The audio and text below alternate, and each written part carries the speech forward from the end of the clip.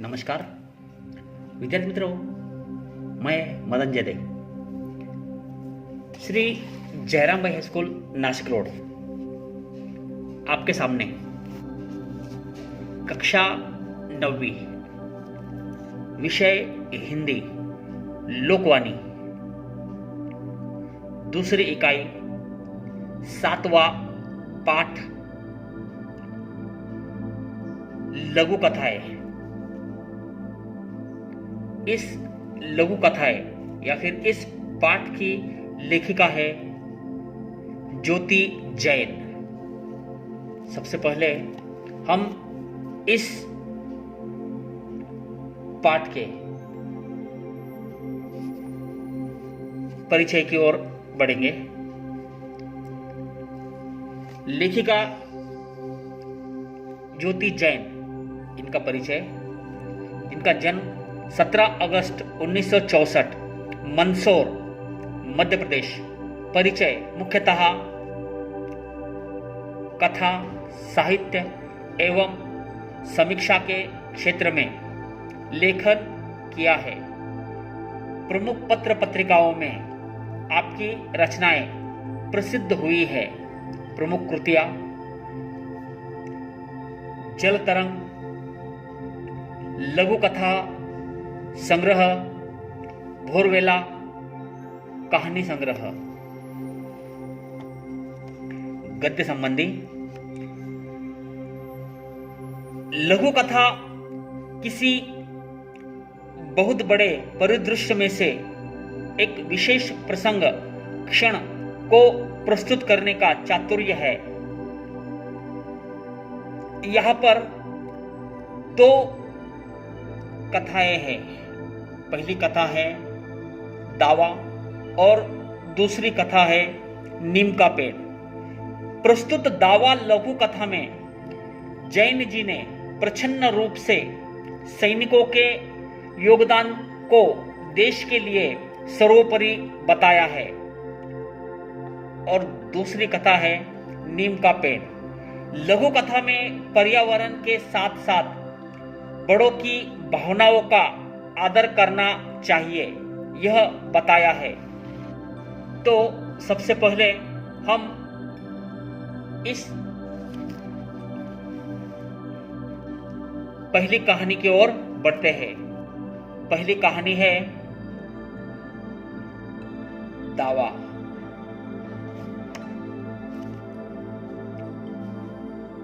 बहस चल रही थी। सभी अपने अपने देशभक्त होने का दावा पेश कर रहे थे।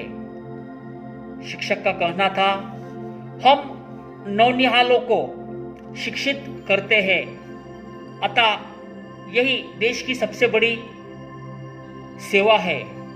सबसे पहले शिक्षकों ने कहा कि हम जो होनहार बच्चे हैं उन्हें शिक्षित करते हैं। हमारा योगदान देश के लिए सबसे बड़ा है। उसके बाद चिकित्सक का कहना था, चिकित्सक मतलब चिकित्सा करने वाला वैद्य, जिसे हम डॉक्टर भी कहते हैं। चिकित्सा का कहना था, नहीं, हम देशवासियों की जान बचाते हैं, अतः यह प्रमाण पत्र तो हमें ही मिलना चाहिए। यहाँ पर चिकित्सक का, वैद्य का, डॉक्टर का कहना था कि नहीं, हम देशवासियों की जान बचाते हैं, इसलिए देशभक्ति का जो प्रमाण पत्र है वह हमें ही मिलना चाहिए।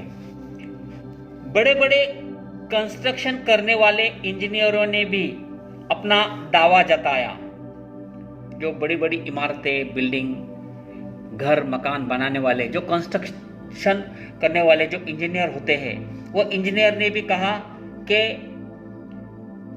देशभक्ति का जो प्रमाण पत्र है वो तो हमें ही मिलना चाहिए। तो बिजनेसमैन, किसानों ने भी देश की आर्थिक उन्नति में अपना योगदान बताते हुए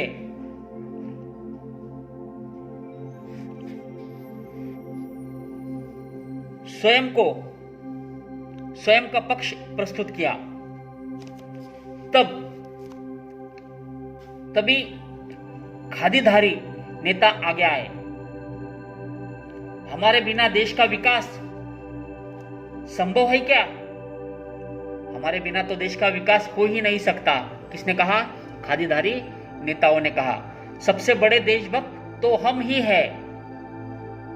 सबसे बड़े देश के देशभक्त तो हम ही है। यह सुन सब धीरे धीरे खिसकने लगे। सभी धीरे धीरे खिसकने लगे। तभी आवाज आई, अरे लाल सिंह, तुम अपनी बात नहीं रखोगे? तभी किसी ने कहा कि लाल सिंह, विद्यार्थी मित्रों, ये जो लाल सिंह है वह रिटायर्ड फौजी है।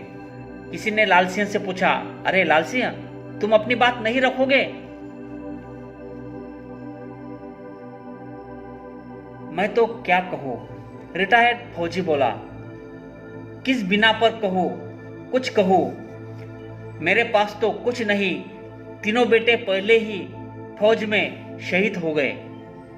तभी लाल सिंह जो रिटायर्ड फौजी है उसने कहा कि मैं किस बात पर यह कहूं कि मैं देशभक्त हूं, क्योंकि मेरे तो पहले ही 3 बेटे देश के लिए शहीद हो चुके हैं। और अब अगली कहानी है नीम का पेड़।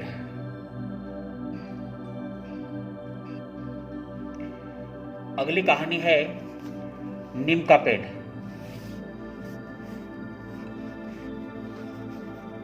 बाउंड्री वॉल में बाधक बन रहा नीम का पेड़ घर में सबको खटक रहा था। अब यह जो बाउंड्री वॉल पर नीम का पेड़ है और वह सबको खटक रहा है। क्यों? क्योंकि आखिर कटवाने का ही फैसला लिया गया। यह जो बाउंड्री वॉल की जो पास जो नीम का पेड़ है वह सभी ने अब कटवाने का ही फैसला किया।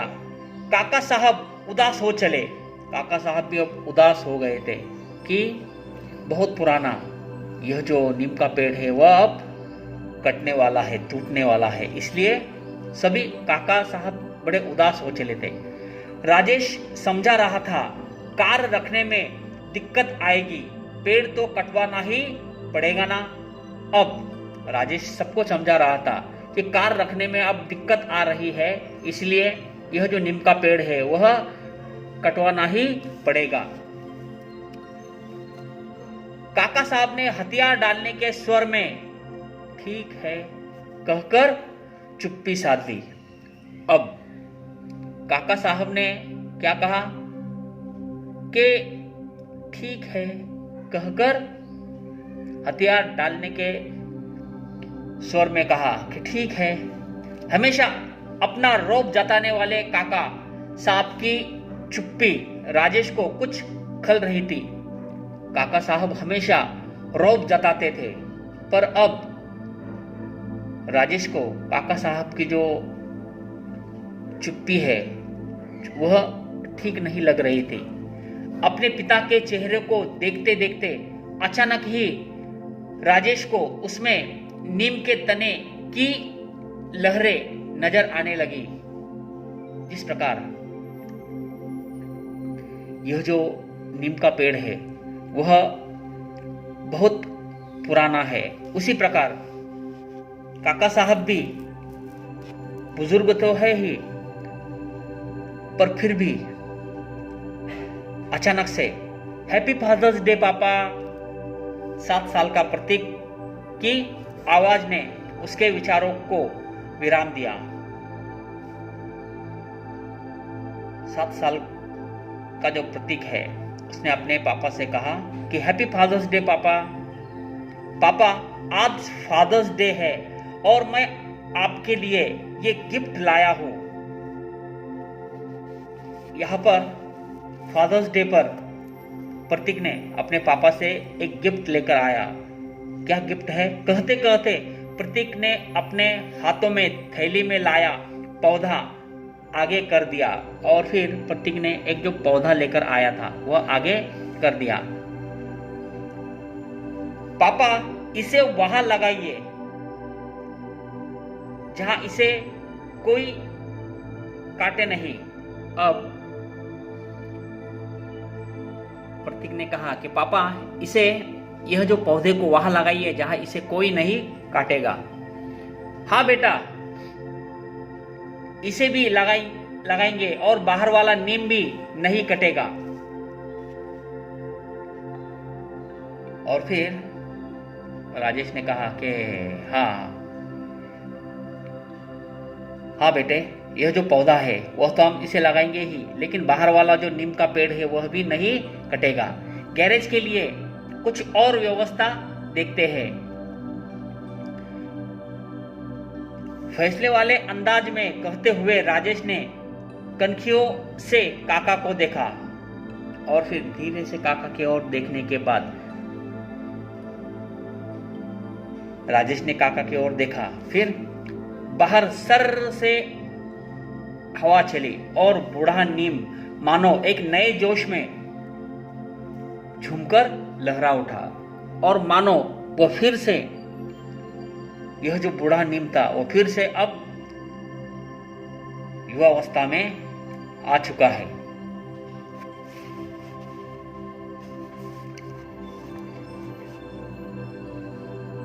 शब्द संसार। नैनीहाल, होनहार बच्चे। चिकित्सक, चिकित्सा करने वाला वैद्य। योगदान, किसी काम में साथ देना, सहयोग। मुहावरे, पेश करना, प्रस्तुत करना। दावा जताना, अधिकार जताना। धन्यवाद।